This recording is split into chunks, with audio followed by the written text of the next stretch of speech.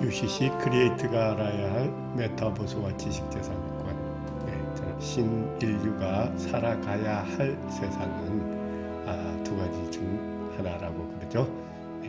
우주를 탐험할 것인가, 메타버스에서 살아갈 것인가. 우리는 영화들을 통해서 90년대 말 매트릭스를 통해서 사이버 공간에 대한 얘기들을 경험을 했습니다.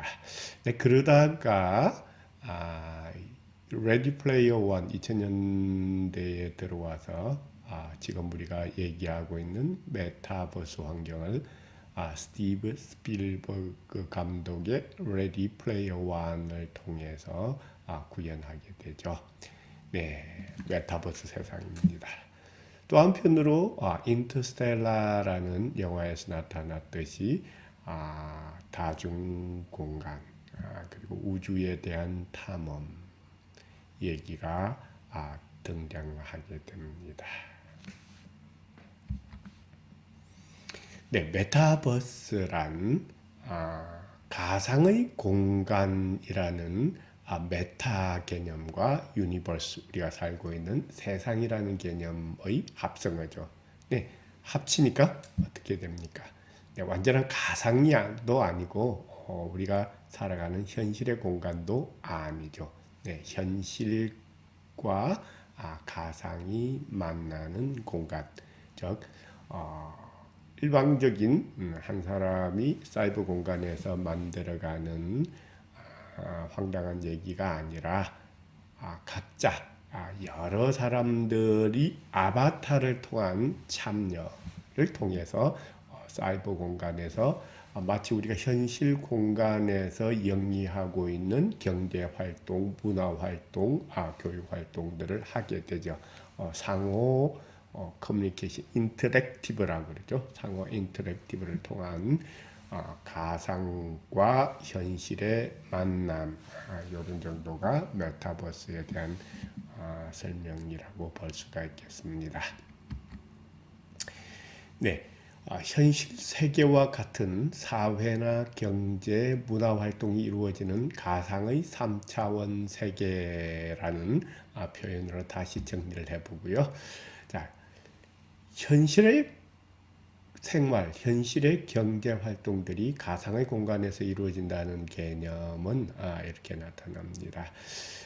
메타버스 수익 모델이 마치 유튜브 초기에서처럼 점점 심화되어 들어가죠. 단순한 광고 수입만도 아니고 또 이제 아바타의 참여를 통해서 상호 아바타의 교류가 일어나다가 보니까 유료 아이템, 아바타에 입힐 옷이라든지 가방, 신발, 뭐 여러 가지 장신구들, 또 게임에서는 무기류 등과 같은 아이템 판매라는 영업을 영위하게 되죠. 그래서 유튜브처럼 광고가 나오기도 하고 여러 가지 솔루션 제공에 따른 수익도 생겨나게 되죠. 점점 이렇게 가다가 현재 우리가 쿠팡이나 아마존이나 옥션이나 등을 통해서 실물을 사고 파는 활동들이 좀 더 3D화된 온라인, 우리가 지금 하고 있는 온라인 인터넷 세상은 어떤 면에서는 평면이죠, 그죠?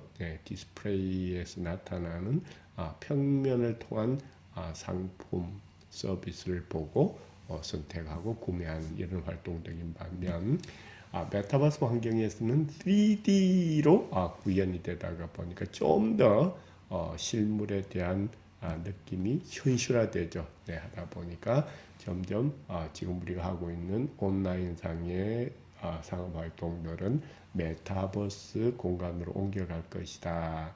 그렇게 되면 메타버스의 장터가 더 활성화되고 더 큰 시장이 되겠죠.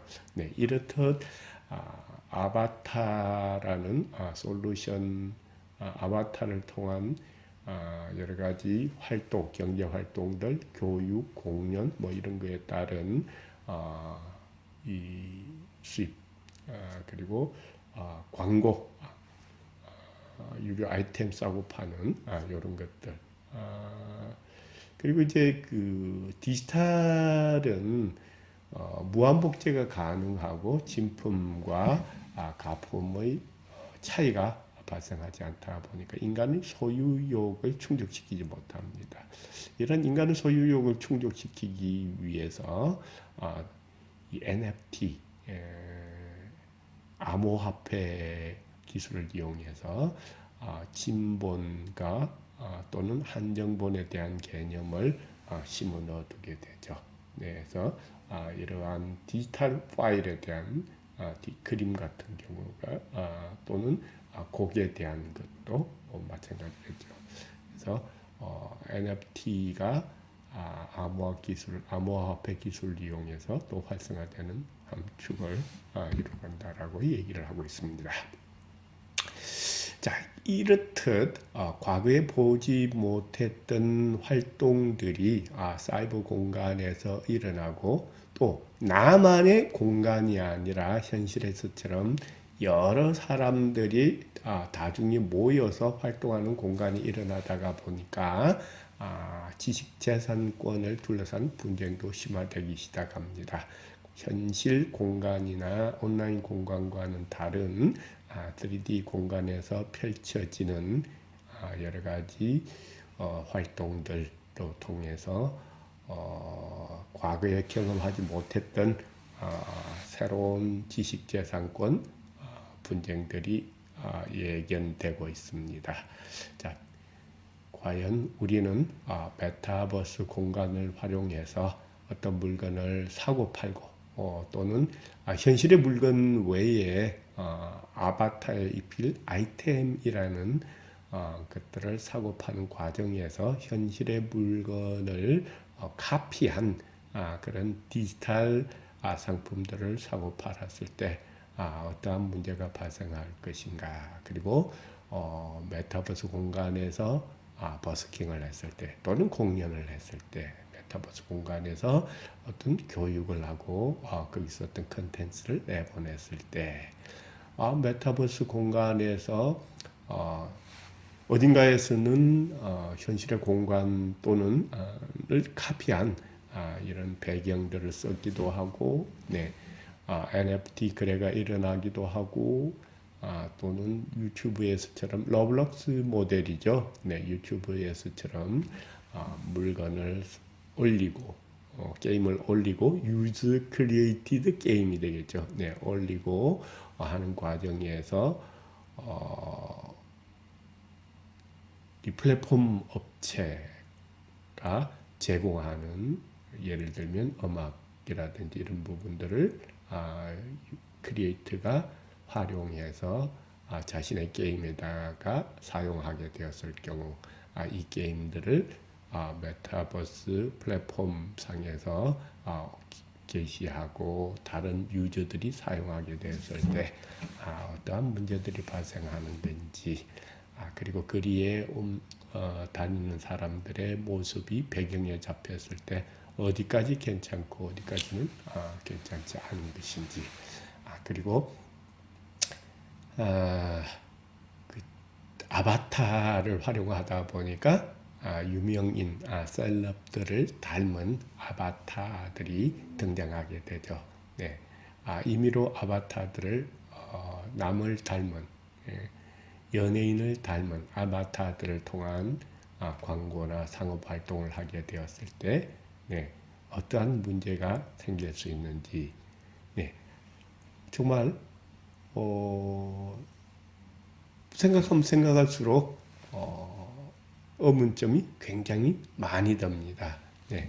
유튜브 활동들을 통해서 크리에이터들이 경험했던 부분에 대해서도 사실은 어떠한 지식재산권 문제가 있는지에 대한 궁금증이나 질문들이 굉장히 많이 들어오고 있습니다만 메타버스라는 생경한 환경으로 갔을 때는 더더욱 많은 문제점이나 질문들이 의문들이 생길 수밖에 없을 겁니다.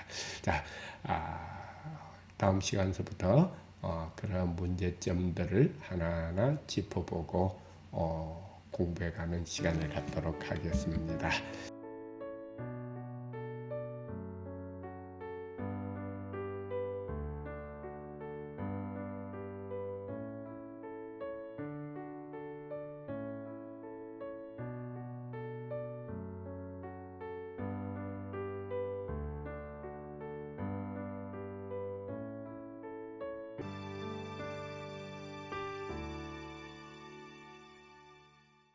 오늘은 지식재산권 유형에 대해서 간단히 돌아보고 다음 시간서부터 하나하나 짚어보도록 하겠습니다. 자, 지식재산권이라고 할 때 우리는 가장 중요한 유형 중에 하나인 산업재산권이라는 유형이 있습니다. 네, 산업재산권은 네 가지 하부 유형이 있죠. 가장 대표적인 특허, 발명을 보호하죠. 자연 법칙을 이용한 기술적 사상의 창작으로서 고도한 것이라고 하는 특허, 그리고 고도성까지는 아니지만 실용적인 고안을 물품의 형상이나 구조, 조합에 관한 실용적인 고안을 다루는 실용신안, 그리고 디자인은 일반적으로 우리가 일상생활에서 사용하는 그 디자인이라는 개념하고 지식재산권, 산업재산권에서 절대적 배타적 권리로 인정받고 있는 디자인권의 개념은 조금 다릅니다. 좁습니다. 디자인은 물품의 형상, 모양, 색채 또는 이들의 결합으로 시각을 통하여 미감을 일으키는 아름다움, 기능적인 부분이 아니라 어떠한 물품의 심미적인 외관을 다루는 것이 디자인권의 영역이 되고요. 상표는 출처의 표시입니다. 어떠한 유형의 제한이 없이 다른 상품, 다른 영역과 나를 구별시켜주는 그 출처의 표시 역할을 하는 것이라면 모두 다 상표의 대상이 일단 될 수는 있는데 식별력이 있어야 된다라는 요건을 충족시켜야 됩니다. 이렇게 산업재산권은 네 가지 유형이 있다. 한편으로 저작권이란 문학, 학술, 예술적 창작의 표현, 다시 얘기하면 인간의 사상 또는 감정을 표현한 창작물을 그 보호 대상으로 한다라고 볼 수가 있겠습니다. 이렇게 산업재산권과 저작권 외에도 법률에 의해서 절대적 배타적 권리로 인정받지 못하고 있는 유형이나 또는 그런 경우에도 부정경쟁 방지법에 따른 제재 규제를 받을 수 있는 경우들이 있으니 그런 거를 우리가 이제 통틀어서 부정경쟁 행위라는 표현을 쓰기도 하고요. 그 중에 대표적인 것이 영업비밀입니다. 영업비밀을 무단으로 침해한 경우 규제가 이루어지는 등의 간접적 규제에 따른 간접적 보호 영역을 우리는 부정경쟁 방지법에서 돌아볼 수가 있게 되겠습니다. 그래서 이렇게 산업재산권, 저작권, 영업비밀이나 부정경쟁 행위에 대한 규제, 요 영역들이 앞으로 우리가 메타버스 지식재산권을 둘러싸고 쟁점들을 돌아볼 영역이 되겠습니다.